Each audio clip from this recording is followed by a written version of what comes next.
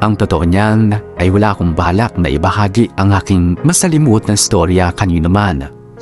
Pero dahil sa mabigat na ang dibdib ko at hindi ko na kaya pang pasanin ang lahat kung kaya't nagpasya akong ilabas na ang kwento ko. At dahil sa sobrang nakakahiya ang storyang ibabahagi ko sa inyo, ay nakikiusap ako na pakitago na lang ako sa pangalang Paeng. 63 anyos, tubong Pangasinan pero dito sa Liginto, Bulacan nakatira. Nakikiusap din ako na itago ang anumang pagkakakilanlan ko at ng mga taong kasama sa storya ko para na rin hindi kami mahusgahan at mapagtawanan ng mga makakarinig nito. Ang ibabahagi kong kwento ay nangyari may ilang dekada na rin ang lumipas. Lumaki ako sa isang maayos na pamilya. Mayroon akong mababait na mga magulang at kahit na hindi kami mayaman ay hindi nagkulang ang mga magulang ko sa pagbibigay ng mga pangangailangan namin. Kaya nga masasabi kong napakaswerte kong tao dahil perpekto ang mga magulang ko. Samantala, meron akong pinsan na itago nyo na lamang sa pangalang Celia. Sa lahat ng pinsan ko ay siya ang pinakamalapit sa puso ko. Para na kaming magkapatid noon. Pero meron akong nararamdaman para sa kanya na hindi ko maipaliwanag. At mas tumindi pa ang mga nararamdaman kong yun nang minsang tumira si Celia sa bahay namin sa taong 1969.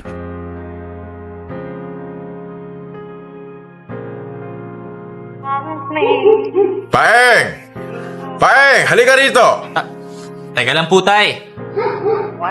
Celia? Kumusta, Paeng? Ayos naman. Teka, napasyal ka. Anak, dito muna titira ang pinsan mo. Nakiusap sa akin si Tito Limo na dito muna manunuluyan si Celia habang nagtatrabaho siya dito sa Maynila. Talaga? Eh di ayos. Bale Celia, yung magiging kwarto mo ay yung dating kwarto ng tita Mabel mo.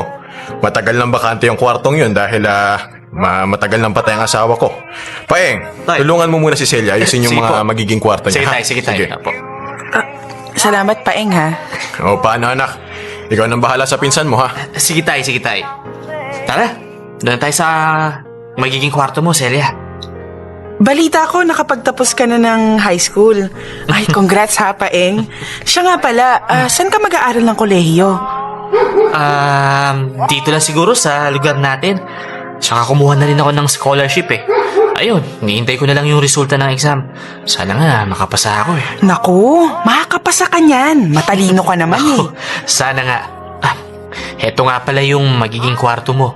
Teka ha, bubuksan ko na yung pinto. Sige, pasok na, Celia. Ito pala yung kwarto. Ano? Ayos ba? Ayos. Malaki pala yung kwarto ni Tita Mabel, ano? Ito yung naging kwarto ni Inay simula nung nagkasakit siya ng cancer. Maraming masakit na alaala ang kwartong to. Ganun ba? Pero, tingin ko naman mukhang mapapalitan na yun ng magagandang alaala kasi... kasi ikaw na yung gagamit nito. Siya nga pala, balita mo naman ako. Ilang buwan din tayong hindi nagkita eh. Kamusta na si Tito uli? Yung bahay ni Lola Insyang dun sa Pozo Rubio na madalas natin puntahan dati, ayos pa rin ba? Yun. Ayos pa rin naman yun. Kaso medyo abala siya dun sa sakahan namin eh. Yung bahay naman ni Lola Insyang, ayun, ayos pa rin. Si Ancho at ang pamilya niya nakatira dun sa amin ngayon. Ganun ba? Teka, nagtataka lang ako, Celia. Ba't dito ko pa rin sa Maynila magtatrabaho? Pwede naman na doon ka na lang sa Pangasinan. Mas gusto ko kasi yung magtrabaho na lang dito sa Maynila. Alam mo na, para mas challenging yung pamumuhay kaysa dun sa Puso Rubio. Saka balita ko, mas malaki ang pasahod dito eh. Oo, malaki ang pasahod dito pero magastos dito eh. Ang mamahal ng bilihin. Lalo na dito mismo sa Maynila. Talaga? Ganun pala. Uy, nasabi nga pala sa akin ng itay mo, balita ko may girlfriend ka na. Ano, totoo ba? Oo, Myla yung pangalan niya. Ay, teka, ito yung picture sa wallet ko eh. Yan. Ayan o. Wow! May girlfriend ka na nga. Parang kailan lang, no? Dati malikot kang bata, pero ngayon, binata ka na. Nagsalita ang hindi malikot. Ikaw nga niyan, Celia, kababae mong tao. Ang hilig-hilig mo umakyat sa mga puno. Palagi ka nga pinapalo nun ni Tito Ule, di ba? Dahil sa kakulitan mo. Hoy, paeng! Oh, yan ba, Celia? Ano ba, uy? Huwag ka mangiliti, ano ba? Ano ba, huwag sa may kiliti ako dyan eh. Ano ba? Ano ba yan? May kiliti ka na sa tagiliran? Alam mo ba? Oh. Bakla lang ang may kiliti sa katawan. Bakla ka siguro, no? Oo. Ah, sabi mo, ako? Bakla? O, hindi ako bakla. ah. Oy, bakla si paeng! Bakla! Bakla! Sinabi nga, hindi ako bakla. eh. Ano ba? Uy, Uy! Oy! ang tama na. Oy! Kompirmado! Bakla ka Ano ka nga! ba? Tumino ka nga. Alam mo, hindi ka pa rin nagbabago sa Celia, no? Ang kulit-kulit mo pa rin hanggang ngayon. Pwes, masanay ka na sa akin, ba? no? Ano ba? Tama na. Ano ba? Uy. Ano ba, Celia? Oh, ayan. Huwag Oh. ka nang mangiliti. Ano ba? Ay, naku, paeng! Hanggat nandito ako, palagi kitang kukulitin. Tandaan mo yan. Oo, Tama oo. sabi. Tama. Mas naging malapit kami ni Celia sa isa't isa at kasabay nga noon ang pagtindi ng mga nararamdaman ko para sa kanya. Noong una ay tinatanggi ko pa kasi nga pinsang buo ko siya. Pero pinalaunan ay hindi ko na rin napitil pa ang sarili ko. Mahal ko si Celia nang higit pa sa kapatid o pinsan. At alam kong mali yun. Pero kahit anong gawin ko, ay hindi ko mapigilan ang mga nararamdaman ko. Dahil doon ay nakakahalata na ang iba pa naming mga pinsan. Hanggang isang araw,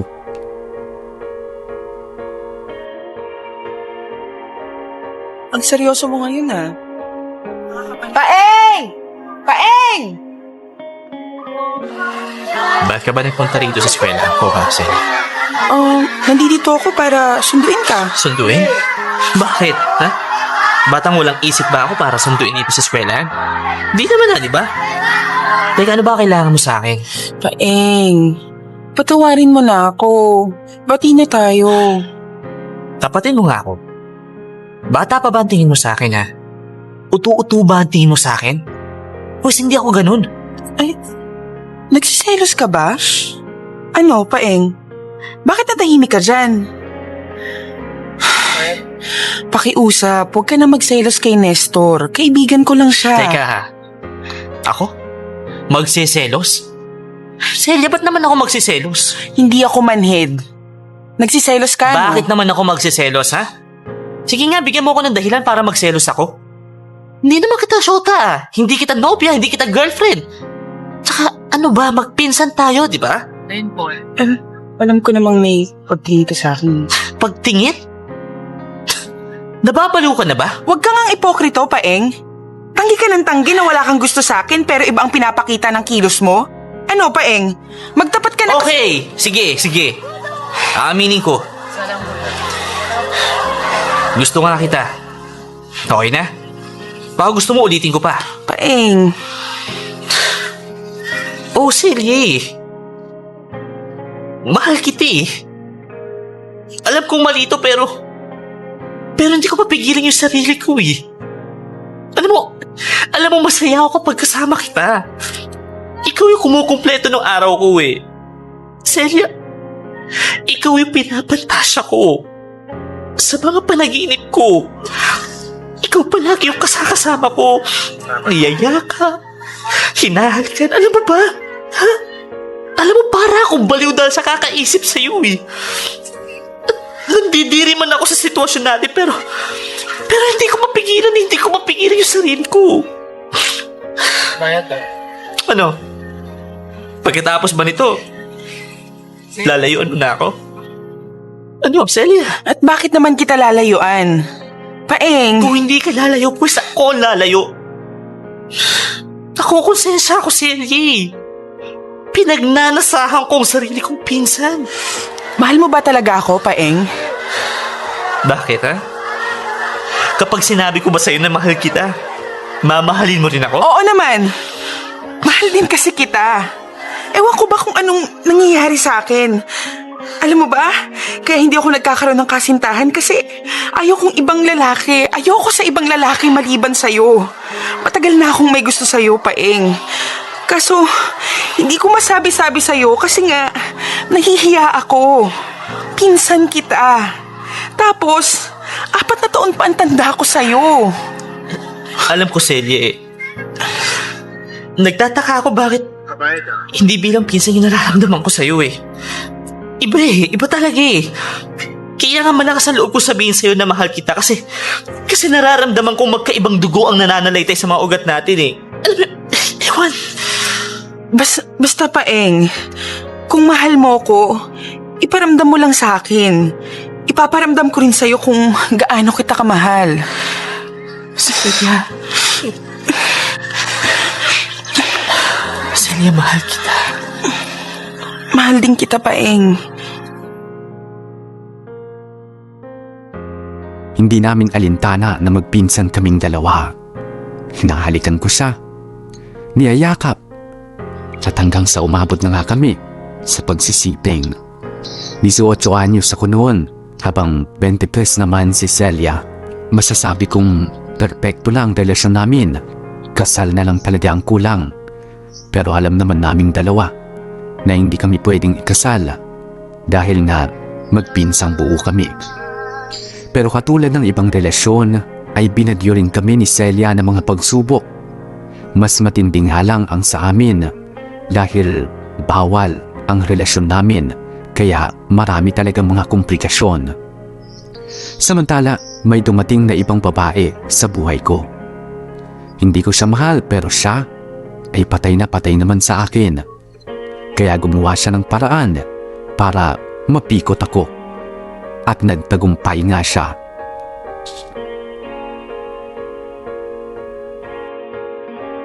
Ang seryoso mo ngayon ah.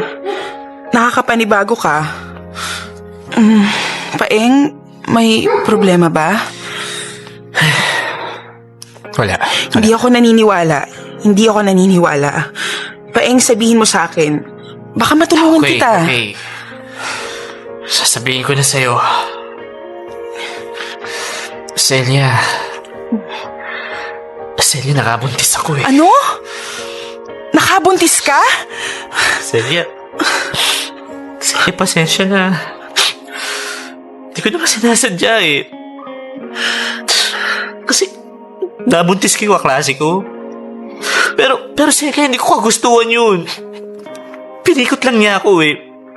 Hindi ko alam yung gagawin ko. Paeng! Batiin mo nga ako? Mahal mo ba ako, ha? Oo. Mahal kita. Mahal kita higit pa sa buhay ko. Bakit mo binuntis yung kaklase mo? Akala ko ba magiging tapat ka sa akin? Siya, aksidente yan lahat. Aksidente. Ngayon nakabuntis ka na? Kanino ka sasama, ha? Sa akin o sa kanya? Hindi ko alam. Celia, di ko alam. Naguguluhan ako. Malamang. Sa kanya ka sasama. Sigurado, oras na malaman ng tatay mo, ipapakasal ka niya sa nabuntis mo.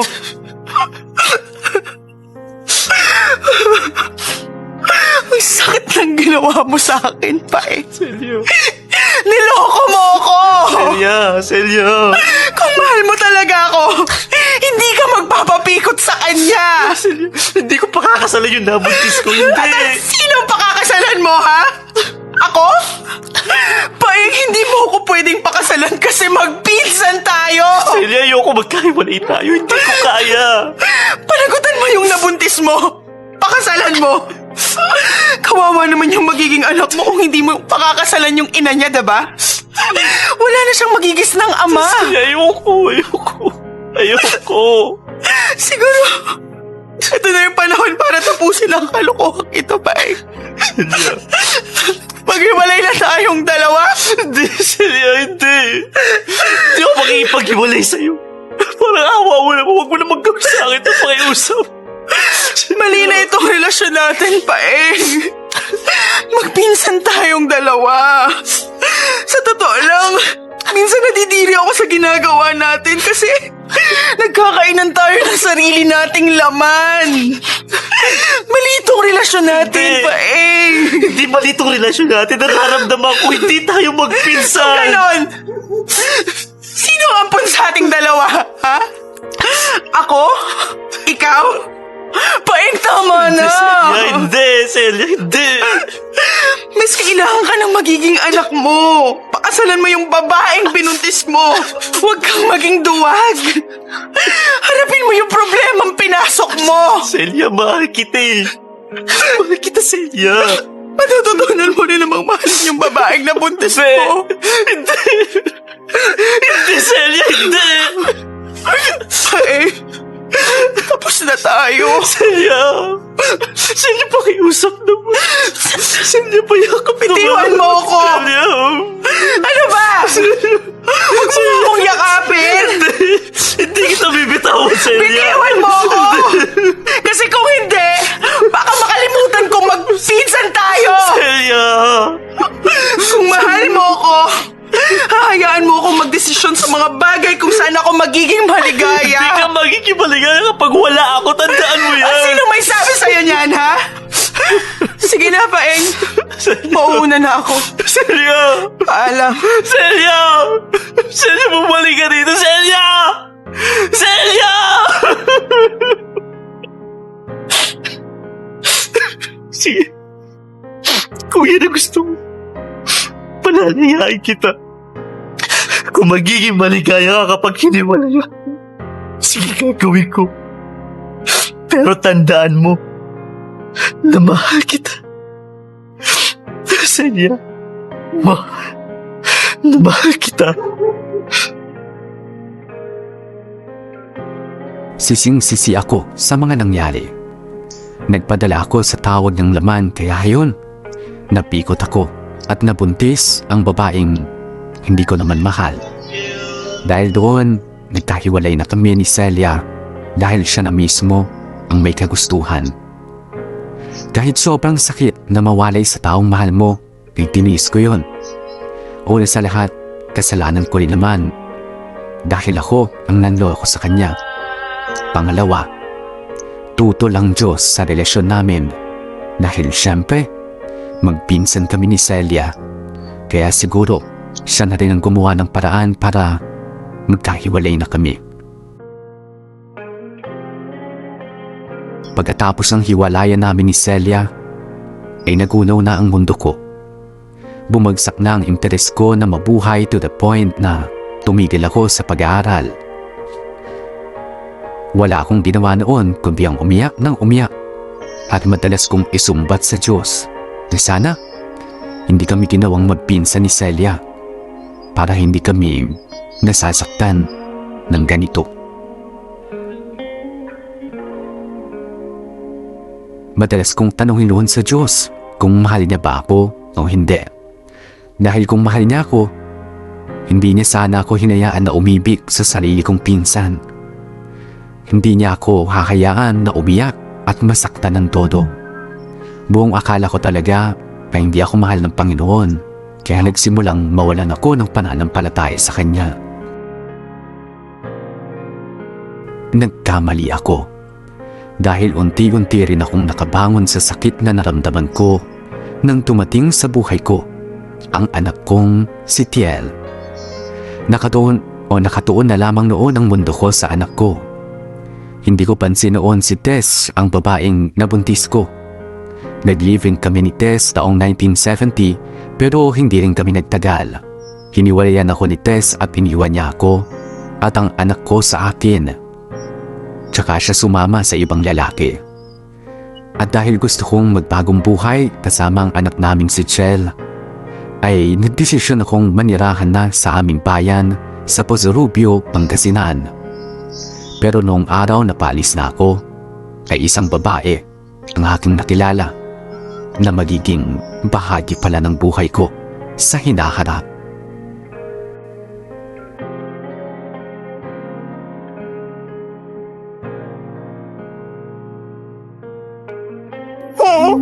Tiel! Anak! Tahan na. Nandito na tayo sa muso. Tahan na. Excuse me ho, Ale, may nakaupo ho ba dito? Ha? Wala pa. Pwede ho bang umupo? Sige, umupo ka. Salamat ho. Teka iho, anak mo ba? Oo. Naku, kakabagin niyang anak mo kapag hinayaan mong umiyak ng umiyak yan. Ilang beses ko na ho sinubukang patahanin ng anak ko. Ayaw, hindi ko naman po alam kung ano problema. Kakapalit ko lang naman ang lambing niya. Naku, baka naman nagugutom na. Kakapainom ko lang po sa kanya ng gatas Naku, ganun ba? Gusto mo ako na lang magpatahan dyan sa anak mo? Marunong ako mag-alaga ng bata. Sige ho. Ito. Sige, amin na. Tahan na. Tahan na, anak. Huwag ka na umiyak. Ayan o, diba? Medyo napapakalma ko na siya. Kita mo na, napatahan ko na yung anak mo. Ang bilis pa na makatulog nito. Salamat ho, Ale Teka ha, pansin ko, kamukha mo tong anak mo ha. Para kayong pinagbiyak na bunga. Teka, matanong ko lang, nasaan na ba yung nanay niya? Iniwan ho kami ng nanay niya. Ay, naku, ganun ba? Ay, naku, ano ba naman yan? Napakasama naman ng asawa mo kung ganun. Hindi naman po kasi kami kasal kaya malakas po yung loob niyang iwanan ako. Pero bakit pati naman yung anak niya, iniwan niya? Nasaan naman ang konsensya ng babaeng yun? Ay, naku. Taga Pangasinan din ho ba kayo? Oo, Panggalatok ako. Ikaw ba? Talaga ho? Saan ho sa Pangasinan? Sa Pozrubio. Talaga? Taga Posorubio din ho kasi ako. Ganon? Doon ho ako lumaki. Akalain mo nga naman, magkababayan pa pala tayo kung ganon. Siya nga ho pala. Ano hong pangalan niyo? Ako nga pala si Binyang. Ikaw, iho? Paing po, Paing. Paeng? Ay, naku nga pala ha. Uunahan na kita. Madaldal akong katabi. Kaya pasensya ka na. Bay, ilang oras din tayo magkakatabi. Nako, ayos lang ho yun, Ate Binyang. May pagkamadaldal din kasi ako, kaya wala ho kayong dapat alalahanin sa akin. Huwag mo na akong tawaging ate. Ano ka ba naman? Binyang na lang. Sige. Siya nga pala, ilang taon ka na ba? 19. Ay nako, ang bata mo pa para magkaanak. Ay nako. Ako naman, kung tatanungin mo 40 na ako. Pero hindi Oo. halatang 40 ka, mukha ka kasing bata Ang bola pa ito ha. May asawa ka na? Nako, ano ka ba? Dalagan-dalaga pa ako. Pero marunong ka mag-alaga ng bata. Kasi, dati ako nagtrabaho bilang yaya. At saka nag-alaga din ako noon ng mga pamangkin ko. Ganun ba? Teka, bibisita ka lang ba sa Posorubio? Hindi. Doon na ako titira. Paano yan? Hindi ka na bababalik ng Maynila kung ganon? Ganun na nga. Marami kasi akong hindi magandang alaala sa Maynila Di pagdating mo sa Posorubio, maghanap-hanap ka ng trabaho para masuportahan mo naman tong anak mo. Kawawa naman. Ganun na nga siguro. Teka, may kaibigan nga pala ako. Ano nga bang posisyon nun? Ayun, factory supervisor siya. Ayun, nangangailangan daw yung factory nila ng mga trabahador. Kung gusto mo, pwede ka mag-apply sa factory nila. Anong klaseng factory yun? Ano nga ba yan? Teka. Yun. Factory ng mga pagkain, mga bagoong, ganon. Ano? Okay lang. Yun. Madaling trabaho lang naman yun at saka okay naman na sweldo. Idagdag mo pa na napakababait na magiging amo mo ron. Basta mag-apply ka ha. Ako nang bahala sa'yo. Baakir mo ko. Talaga? Oo. Oo ba? Hindi ko sasayangin yung pagkakataong to. Binyang, salamat ha. Nagpapasalamat ako at nakilala kita. Alam mo, hulog ka talaga ng lakit sa akin. Sa tulong ni Binyang ay nagawa kong magbagong buhay. Sa tulong niya, nakapagtrabaho ako sa isang bagoong factory dito sa Posorubio. Naging magkaibigan din kami ni Binyang at masasabi kong masaya at kumpleto ang araw ko kapag kasama ko siya. Pero sa paglipas ng panahon, unti-unting nagkaroon ng puwang si Binyang sa puso ko. Ewan ko ba, pero hindi ko mapigilan na tumibok ang puso ko para sa kanya. 19 anyos lang ako noon. Siya naman ay 40 na. Pero hindi naging hadlang ang edad para mahalin ko siya. Noong una akong magtapat ng pag-ibig sa kanya, tinanggihan niya ako dahil parang anak lang daw ang turing niya sa akin. Pero hindi ako tumigil noon sa kakasuyo. Bagamat aaminin kong naguguluhan ako kung pagmamahal pa ang nararamdaman ko nga para sa kanya. Ganun pa man, tinuloy ko pa rin ang panliligaw at naging kami rin ni Binyang. Kaya nga makalipas ang ilang buwan ay inaya ko na siyang magpakasal.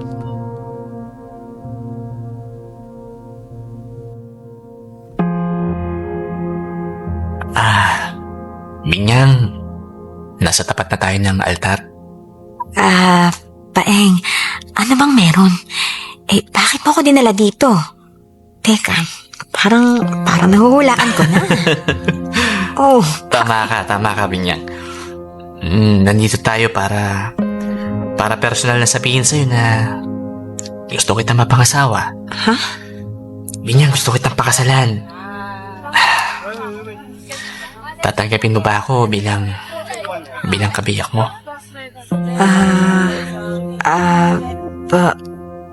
Ano ba yan? Hindi ko alam ang sasabihin ko. Paeng, kasi naman ba't ka ba nabibigla dyan? Pasensya na ako, nabigla kita ha. Binyang, gusto ko lang na malaman mo na mahal kita. Nahanda akong ibigay sa'yo ang sarili ko para maging asawa mo. Alam ko naman yun, Paeng. Alam ko na mahal mo ako. Kaya, oo, tinatanggap ko. Talaga? Oo. Talaga, salamat Binyang. Palakap naman oh. Sobrang saya ko ngayong araw na to kasi natupad din sa wakas yung matagal ko na pinapangarap. Tinanggap ko ang alok mong kasal kasi mahal na mahal din kita. Ang totoo niyan, Paeng, matagal ko na rin gustong lumagay sa tahimik kasama mo. Matagal ko na kasing pinapangarap to Alam mo, Binyang, ikaw lang ang pinapangarap ko mapangasawa. Ikaw lang ang hinahanap-hanap nitong puso't isipan ko. Kaya ngayong ikakasal na tayo, nangangako ako sa'yo na magiging mabuting asawa ako at haligi ng tahanan sa'yo at sa magiging pamilya natin. Binyang, sumusumpa ako ngayon na ikaw lamang ang mamahalin ko habang buhay at nangangako ako na hindi kita papaiyakin o lolokohin. Hindi kita iiwanan. Magsasama tayo hanggang kamatayan. Ayan, saksi ang Diyos sa mga pangakong binitawan ko sa'yo. Ay, salamat, Paeng, ha? Napakaswerte ko pala kasi mapapangasawa ko ang isang lalaking mahal na mahal ako. Kahit na matanda na ako at malaking agwat nating dalawa, eto, minahal mo pa rin ako ng buong buo at hindi ka nahiya sa mga tao na kapaligid sa atin. Pinaglaban mo ako sa mga humuhusga sa atin. Maraming salamat, Paeng, ha? Pero, Paeng, paano na yung tatay mo? Kailan ba natin sasabihin sa kanila yung tukol sa relasyon natin? Mabait naman si Itay. Saka hindi tayo dapat mang problema dun. Matatanggap niya yung relasyon natin. Paeng, magiging mabuting asawa ko sa'yo. Pinapangako ko yan. At kung magkakaanak pa tayo, kahit na may edad na ako magiging mabuting ina ako sa mga magiging anak natin. At ipinapangako ko rin na ikaw lang ang mamahalin ko. Alam mo, gusto ko nang maikasal agad sa'yo, mahal ko. Alam mo, kung tutuusin, para na rin tayo ikinasal. Kasi nagsumpaan na tayo sa harap ng Diyos. Kaya lang, kasalan lang sa wis ang kaya kong ibigay sa ngayon, ha? Ano ka ba? Wala namang kaso sa akin yun, mahal ko. Pero huwag kang mag-alala. Kapag nakaipon ako, pakakasalan din kita sa simbahan. Ikaw ang bahala. Pero Paeng, tandaan mo ha, ayos lang sa akin kahit saan mo ako pakasalan. Ang importante sa akin, maging legal ang pagsasama natin. Yun lang, masaya na ako dun. Basta Paeng, huwag mo kakalimutan ng mga pinangako mo sa akin, ha? Makakaasa ka sa akin. Hindi ko makakalimutan ang mga pangako ko sa'yo. Panghahawakan ko yung mga sinabi mong yan. Pero makakaasa ka rin naman sa akin na isa sa puso ko yung sumpaan natin ngayon sa harap ng Panginoon Diyos. Binyang, lika. Uwi na tayo. Paeng? Celia, anong ginagawa mo rito sa Pozo Rubio? Wala. Nagbabakasyon. Biruin mo, Paeng. Magkikita pa pala tayo dito sa simbahan. Paeng, sino ba siya? Si Celia pala. Pinsan ko. Celia, si Binyang. Nobya ko. Nobya mo siya? Parang ang laki naman yata ng tanda sa'yo ng nobya mo. At saka, Binyang, tama ba ako? Oo, tama ka. Parang nakita na kita. Hindi ko lang matandaan kung saan o kailan, pero hindi ako makapaniwala na may relasyon kayong dalawa ng pinsan ko. Binabati ko kayong dalawa. Salamat Celia. Kamusta ka? Ayos lang naman ako. Siguro naman masaya ka na Paeng sa buhay mo ngayon, ano? Tama ka. Masaya na ako.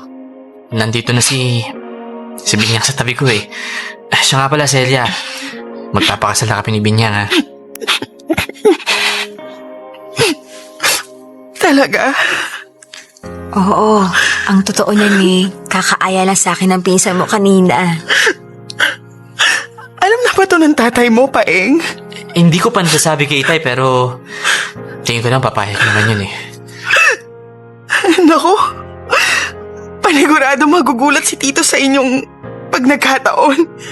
Oo, paano? Sige, mukhang nakakastorbo pa yata ako sa inyong dalawa. Sige, haalis na ako. Sige, Celia. Ingat ka, ha? Paalam. Hindi ko akalain na magkakasalubong pa ang landas namin ni Celia. At aaminin kong nakaramdam pa rin ako ng kirot sa puso pagkakita sa kanya. Pero minabuti kong kalimutan siya dahil may Binyang na ako. Kaya nga makalipas ang 1 buwan simula noon ay nagpakasal na kami ni Binyang sa West sa Alaminos. Tapos bumalik kami sa Pozo Rubio at namuhay kami bilang mag-asawa. At dahil sa nakatuon ang buong atensyon ko bilang haligi ng tahanan at dahil sa takot na rin na marinig ang pagtutol ng aking ama kay Binyang, ay imilihim ko na muna sa ama ko na may asawa na ako. Bagamat regular akong sumusulat sa kanya doon sa Maynila. Hanggang sa isang araw, naipagtapat ko na rin sa tatay ko ang totoo at sinabihan niya ako na umuwi na ng Maynila. Agad naman akong pumayag sa kagustuhan niya.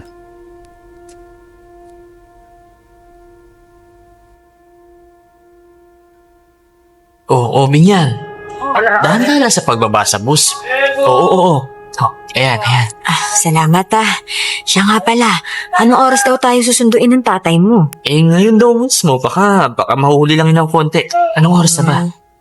Mag-aalas 4 na ng hapon. Ganun ba? Parating na yun. Halika, Binyang. Puka muna dito. Dito muna tayo. Sige. Para makapagpahinga ka rin. Kailangan mong magpahinga dahil malapit na yung kabuhanan mo. Oo. Dahan-dahan lang. Salamat Paeng ha. Teka, mahal ko. Uy, may problema ka ba? Napapansin ko sa'yo nitong mga nagdaang linggo may matamlay ka. Tapos palaging malalim yung iniisip mo. Teka, may bumabagabag ba sa'yo? Nagugutom ka ba? Bibili na ako ng pagkain, ha? Hindi. Busog pa ako. Teka, may banyo ba dito sa terminal? Ay, oo, meron yan. Bakit, naiihi ka ba? Oo. Ganun ba? Halika, sasamahan na kita. Huwag na. Baka hindi tayo magkita ng itay mo niyan eh. Hintayin mo na lang siyang dumating, ha? Pero... Paeng, kaya ko pa. Huwag ka mag-alala sa akin, ha? Sige, hintayin na lang kita rito. Paeng, anak ko. Tay, kamusta? Kamusta po kayo? Ako, anak, mabuti naman ako. Ikaw, kamusta ka na? Nasaan ang asawa mo? Nagbanyo lang po si Binyang. Mabuti naman ako, Tay. Nagtatampo pa rin ako sa'yo, anak. Oh, bakit naman? Bakit nagpakasal ka kagad na hindi mo mala sinasabi sa akin? At saka, di ka umuwi sa atin nung mahigit 1 taon. Tay, pasensya na po ha. Naging abala po kasi ako sa trabaho kaya hindi po ako nakauwi sa atin. Tsaka, tay, natatakot po ako na naitakwil niyo ako kasi dahil sa asawa ko. Ay, nako. Anak, tatanggapin ko naman kahit sinong piliin mo mapang-asawa. Hindi ako tututol. Ibig sabihin pala, kung hindi ko sinabi sa sulat na ayos lang sa akin na mag-asawa ka na hindi ka man lang magpaparamdam sa akin. Tay, patawad po. Oo naman. Pinapatawad na kita. Oo nga pala. Bakit hindi ka man lang nagpadala ng litrato ng asawa mo sa akin? Tay, pasensya na pero wala kasi akong camera eh. Alam niyo naman, medyo mahirap ang buhay namin dun sa Puso Rubio. Sige. Naintindihan ko. Paing, anak, Tay, labis ako nag-aalala sa'yo. tay, namiss ko po kayo. Ako rin, anak. Paing, gusto kong makita yung binyang na yan. Alam mo, anak, nang banggitin mo sa akin ang tungkol kay Binyang, kinabahan talaga ako. Oh, bakit naman po? Ewan ko, Paing. Basta, Paeng, nandito na ako. Tay, si Binyang po, asawa ko. Binyang. Diyos ko, Tay, ikaw ang asawa ng anak ko. tay, bakit? Ikaw ang tatay ni Paeng. Hindi ito maaari. Diyos ko. Adoy, nasaan na yung anak ko na pinaampun ko sa'yo, ha? Nasaan na? Binyang, wala kaming anak ni Mabel. Kaya si Paeng ang tinuring naming anak. Tay, teka, Binyang. Anong ibig sabihin? Teka, naguguluhan ako eh. Ampun ka lang namin ni Mabel. Paeng, hindi kita tunay na anak. Tay, Tay, hindi totoo yan, hindi. Hindi totoo yan. Yun ang totoo, anak. Ibig sabihin, hindi ko pinsan si Celia? Oo, Paeng. Hindi. Teka lang. Adoy, si Paeng. Si Paeng ba? Ano? Siya ba? Sumagot ka! Doon tayo sa bahay mag-usap-usap. Huwag dito.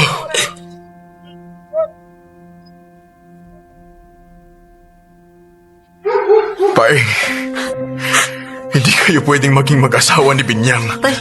Ikaw, Binyang, pumasok kayo ng anak ko sa malaking problema. Tay, Binyang, ano ba? Ano ba, naguguluhan na ako? Ano ba? Hindi kayo pwedeng maging mag-asawa ni Binyang. Kung gano'n, Binyang, anak mo si Paeng. Siya yung pinaampon mo sa amin ni Mabel. Sarili mong tugo at laman ng asawa mo. Diyos ko, bakit kailangan ko Tay. na rito? Tay, sabihin niyo sa akin na nagsisinungaling lang kayo. Tay, pakiusap na. Oo, Paeng, nanay mo si Binyang. Paano? Ba't hindi mo naman sinabi sa akin na may anak ka? Akala ko. Disgrasyada akong babae, Paeng. Anak kita sa pagkakasala. Ang totoo niyan, hindi ko alam kung sino yung tatay mo. Paeng, patawad pero dati ako babaeng bayaran. Binyang naman. Hindi kita kaya buhay noon kaya pinimigay na lang kita.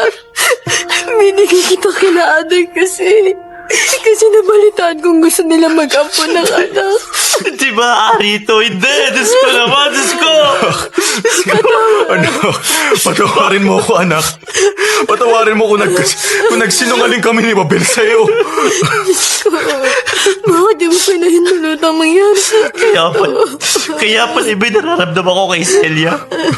Kaya pala minahal ko siya na higit pa sa pinsan. Anong ibig sabihin, anak? Tayo nagkaroon kami ng relasyon ni Celia.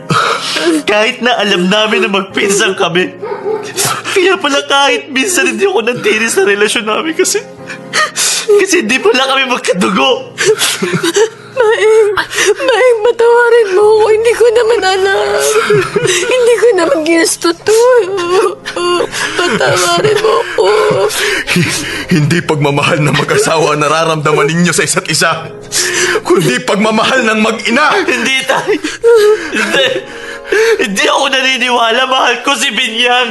Hindi bilang ina, kundi bilang asawa. Gumisi ka sa katotohanan, Paeng. Iisa ang dugo at laman ninyong dalawa. Tanggapin mo man o hindi, ina mo pa rin si Binyang. Hindi!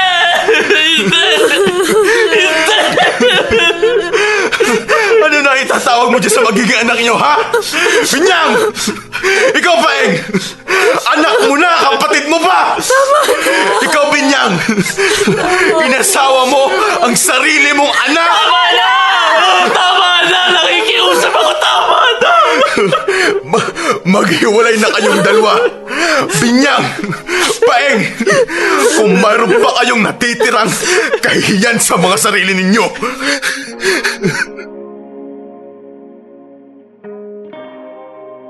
Iyon ang katotohanang hindi ko matanggap hanggang ngayon. Hindi ko matanggap na si Binyang, ang babaeng minahal ko, ang siyang tunay ko palang ina. Dahil doon, halos mabaliw ako at muntik na akong magpakamatay dahil sa sobrang depresyon. Agad kami naghiwalay ni Binyang at nagpakalayo-layo ako hanggang sa panganganak niya. Pagkatapos noon, ay muli akong bumalik sa tatay ko habang si Binyang ay lumayo na. Wala na akong naging balita sa kanya simula noon. Naiwan sa akin ang anak namin na si Honorato. Oo, anak ko siya, pero kapatid ko rin siya. Pero nagdesisyon ako na wag nang ipaalam sa anak ko ang totoo dahil alam kong masasaktan lang siya. Sa ngayon ay matanda na ako. May sarili ng pamilya si Natiel at Honorato. May mga apo na rin ako. Ako naman ay nakatira kay Natiel at nagpapatakbo ako ng negosyong kainan sa palengke malapit sa amin. Tahimik na ang buhay namin. Pero kahit ilang dekada pa ang lumipas, ay hindi mawawala ang multo ng aking nakaraan.